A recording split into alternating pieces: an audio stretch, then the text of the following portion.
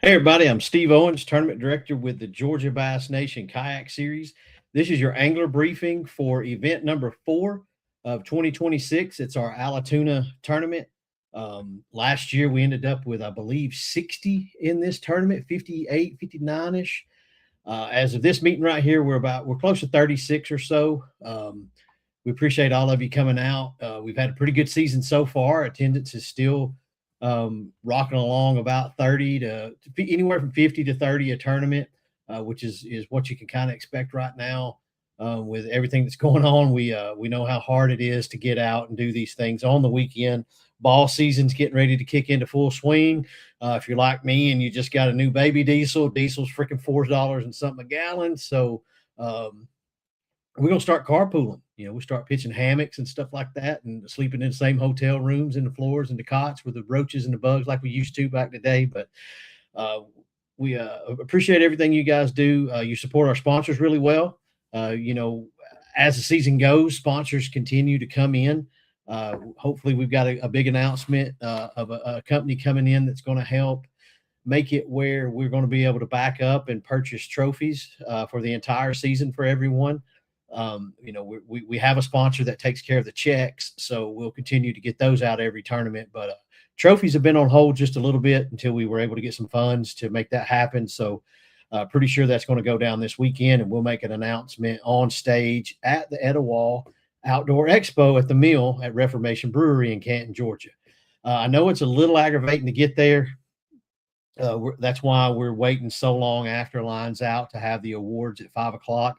We're fishing with GAKFL as well. So click over there and sign up for that tournament too. Rules are going to be mirrored. We're going to use the same identifier code. And so the times are going to be the same. So we're going to just keep working together. And, Georgia is always, I'm a Tennessee guy and I get to travel the country. But something I tell everyone, a slept on deal has always been Georgia. As literally last year, it kind of sunk into me as I've gotten to fish most of the bodies of water that you all fish on. Georgia is right up there with Tennessee, Florida, Texas. You know, the shoal bass are what everybody go after, the big spots and everything. The largemouth are there too, but the fisheries are dang cool. We try to include as much tributary water as we can on lake events, but still to keep it kind of true to a lake event and put in some river stuff. But continue to, give me your feedback. I know there's always a lot of back channel talk. You all talk with one another as anglers, which is what you should do because you're friends. But, if you don't come to me with stuff, then I don't know what you guys want to do because I would love to mix some things up next year. Keep it, not anything crazy because, we're here to qualify for a championship and make it to the Bassmaster Championship. But I do want to offer, opportunities because we all get bored with the same old, same old. We fish the same lakes, we fish the same rivers.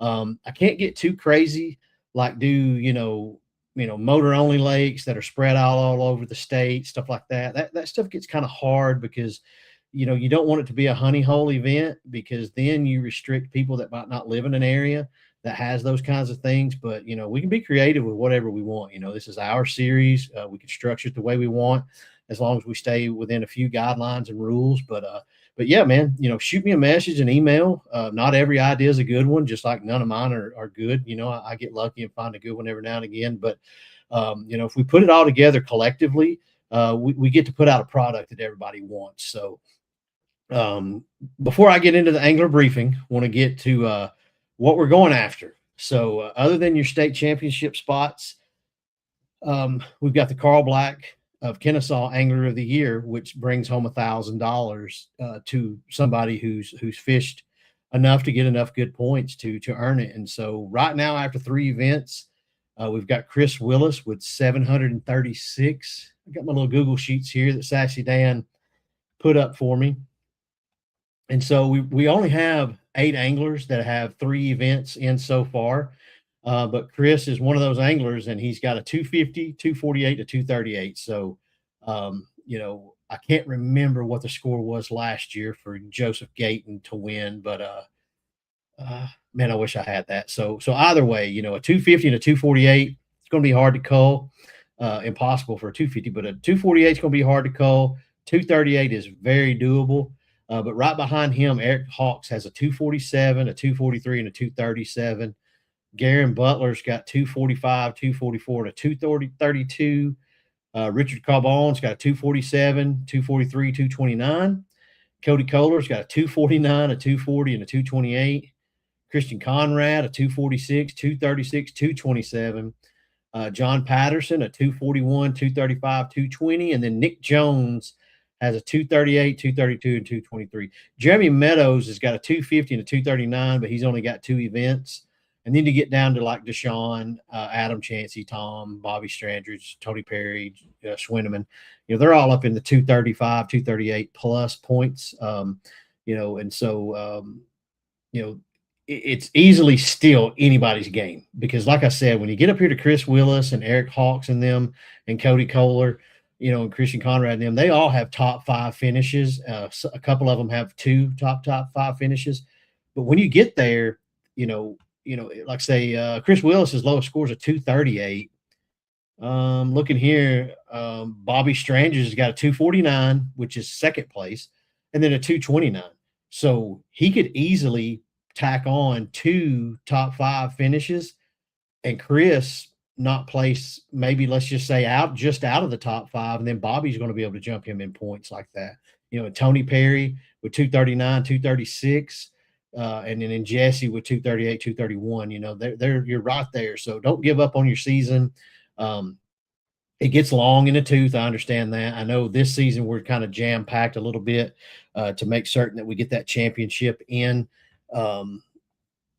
by the end of the year, since the Bassmaster Kayak Series Championship is moving to October of 2026, which is where it'll be every year after that. And so, guys, if you didn't make the Oconee Awards, you missed the vote. I know I've been back and forth on social media, putting it out there, letting everybody chime in. It sucks that we're going to have to fish our championship in July. But having said that, where we landed on it is we're going to fish Clark's Hill at the end of July. I'll put that post out and make a cool, fancy little graphic with it. But our 2-day championship will be at the end of July on Clark's Hill. And then the top 10% of that will make it to the Bassmaster Kayak Series Championship. Had a really good meeting today with Table Rock. I know Missouri's a haul, but we live where we live, and we're blessed to get to fish a lot of good waters. So Table Rock hopefully is where we're going to land. That's the Bass Pro headquarters area. This year with Bassmaster, we're going to be able to have the stage along with the media truck and the whole media shebang behind the series out there. So that championship's going to be live. It's going to be streamed.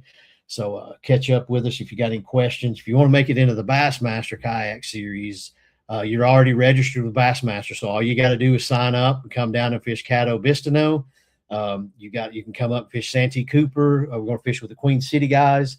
I know March the 21st, our Hartwell event, we're going to be partnered with Queen City. So if you haven't already seen it, if you want to double dip with Queen City, the only difference you're going to have is you're going to have their printed ID card. And then when it comes to fishing, they don't allow the Yak Attack leaderboard. So if you're going to need to pick up another board if you don't have another one, if you want to double dip, but I advise you should double dip. If you're going to drive to Hartwell and fish, then you need to be fishing to Queen City.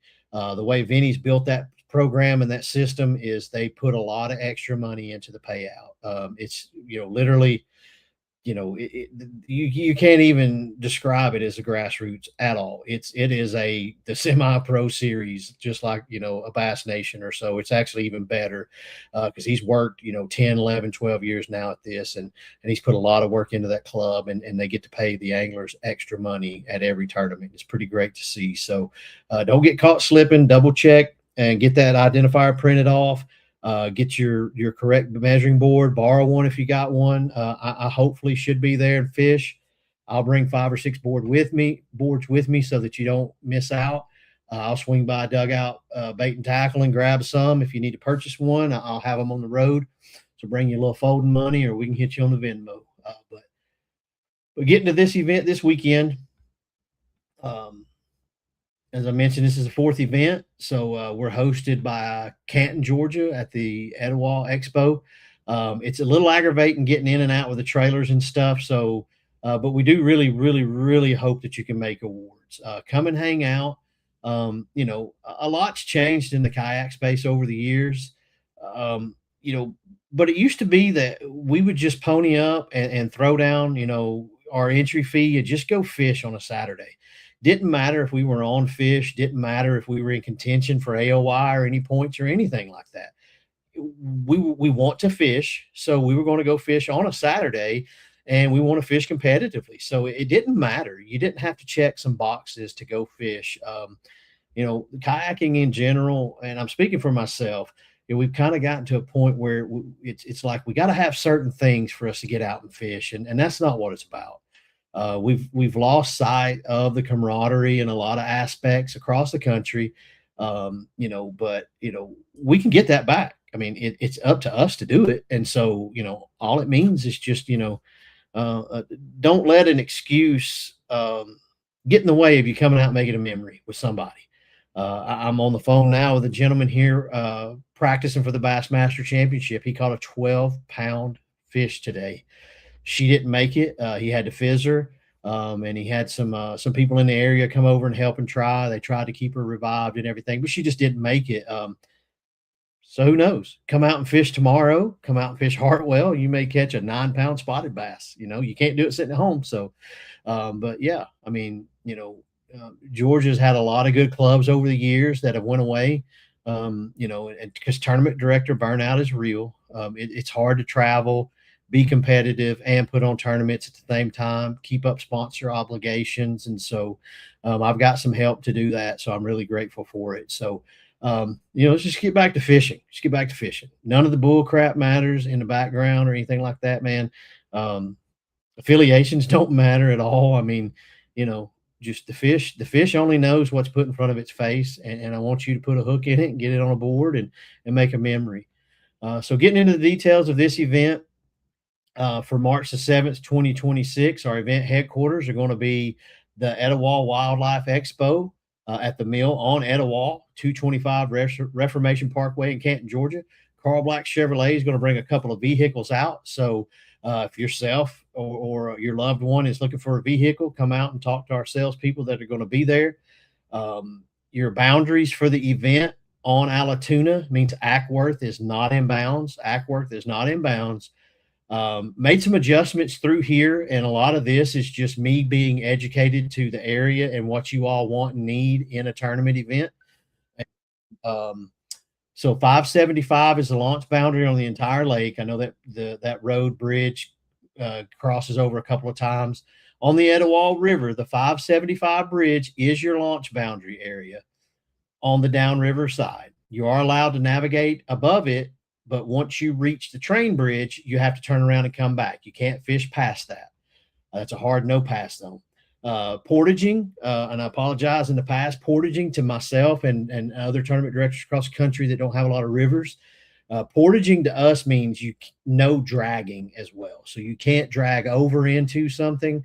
And if you're fishing the riverbed, you can't get out and drag over shoals and stuff like that. So if you're fishing down and you bottom out and can't move anymore, then you're going to have to come back up. And so you need to pay attention to that and investigate it, because if that happens to you and you can't get back up and you're going to have to drag across to get down and take your takeout spot, then you've kind of disqualified yourself at that point. So for this event, let's just say you are at 575, the mill is going to allow you to use that takeout.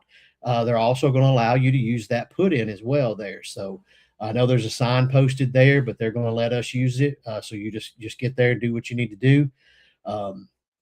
Your times for this event, your pre-fishing practice is over. You can't get back on the water until tomorrow, getting ready to set up your launch time. If you're fishing the lake or the river, you are allowed to get in the water in close proximity of the ramp. Your launch time is going to be 6:15 a.m. Eastern Standard Time. Lines in is going to be 6:30. Lines out is going to be 3 p.m. So you're getting 8.5 hours. You've got until 4 p.m. to upload your fish. Check your stringers throughout the day. If you've got a deduction or something that you need to talk to us about on a fish score, if it happens after 4 o'clock, then you've just lost the ability to protest that fish scoring or deduction. You need to check your managed catch on the TourneyX app and look at your fish throughout the day. Once they've been accepted, make sure that that 18 incher is an 18 incher. If you submitted an 18 and you see it scored as a 17 and a quarter or a 17 and a half, then that means there was a deduction and you need to manage catch, delete that fish, upload the good picture that you think should be 18 inches, and we'll score it again for you. We're going to give you till 5 p.m. Eastern Standard Time, and we're going to be on stage at the mill at the Reformation Brewery there. So Georgia fishing license is required here. This is a 5-fish tournament. As you all see on the TourneyX, I put some example of all fishes that I've caught. Mouth closed, facing left, touching the bump board. Make certain that the eye is clearly visible and the tail end is clearly visible. You are allowed to pinch and hold the tail, but I need to be able to see that eye, and I need to be able to see the end of that tail to score your fish. Hold your cameras over your fish. Everyone just about needs to do a better job of that. It's getting to the point where we can barely see the mouth closed and the eyeball, so we're going to start declining those fish. It's going to piss you off, and I understand it, but the most important part of your day, other than making it home alive and fish care, is making sure that that photograph is taken good and clear. So do what it takes to get that. Snap your image, put your fish in the net or a fish grip, put it back in the water, check your photograph, make sure it's a good one before you let your fish go, because once you do, it's over with. We do suggest going forward, we're not mandating it. It's not mandatory. But if you've got a really good fish, number one, if the eye is cloudy or messed up, then you need to do a video taking that fish off your board and letting it go and swim away. If you catch, I would do that to most every catch from now on. Some tournament series are requiring video release, and that's just because of people starting to cheat more with AI. We're not making it mandatory now, but go ahead and start practicing. Once you take your photographs, check them, get your fish back on the board, photograph you picking that 19-inch fish up, putting it back in the water and letting it swim off. Hold on to that video. We don't need it, but if we were to need it, then it will help you get out of a jam. 12-inch minimum length on those. Safety for your event, PFD must be worn at all times. Anglers, you need a safety whistle on your kayak. That's a Coast Guard rule. Motorized kayaks must be registered and have Coast Guard approved navigation lights if before safe light launches, like this tournament. If you don't have a motor, then you just have to have a white 360 light. If you have a motor and you don't have navigation lights, just keep your motor put up. And then once it's daylight, then you can deploy your motor and use it from there. If you don't have any lighting, then you're going to need to hug the bank and wait to launch until it's good and safe light. If you got a question on what that is tomorrow, just reach out to me and I'll let you know that. We're a 1 motor per kayak during practice and competition. No spare motors allowed. It's $75 entry fee, and that includes your $5 Sniper Marine Big Bass side pot. So identifier code can be written on anything. Let me get that pulled up here, what that identifier code was. Identifier code can be written on your hand, on an identifier card. I write it on my catchboard spine, things like that. But that code is the numbers 371. It's the numbers 371. And that code's going to be good for GAKFL as well. Again, you can write it on anything. So I think that covers about everything. Prizes are still continuing to come in. We're going to be known as Cinco Club, just like Tennessee. GSM just hooked us up with a lot of Yamamoto soft plastics. We've got some new sponsors coming in. We've got some stuff from Bubba, Guardian Angel. Some of those items are like bigger ticket items. So the prizes are light during the season, but at the state championship, we're going to have like 2 sets of the Guardian Angel lights for your kayak. We're going to have a Bubba scale, I believe. We're going to have other Bubba products. We've got hopefully some rods coming in, some high-end rods. Oh, and we got Cast King. Cast King. I had a meeting with them the other night overseas, and they're going to send product. We're going to be able to give away one item per tournament, and we're going to have their higher end reels for you guys to look at on a table, pick them up, spin them, play them around. May actually put them on a couple of rods with some baits and let you test them out. But and then we'll give those products away at the end of the year, hopefully, if they don't ask for them back. But yeah, they're giving us about $1,500 in product for Georgia and $1,500 for Tennessee. And so that's going to go to you guys. And so just keep coming out. We appreciate you.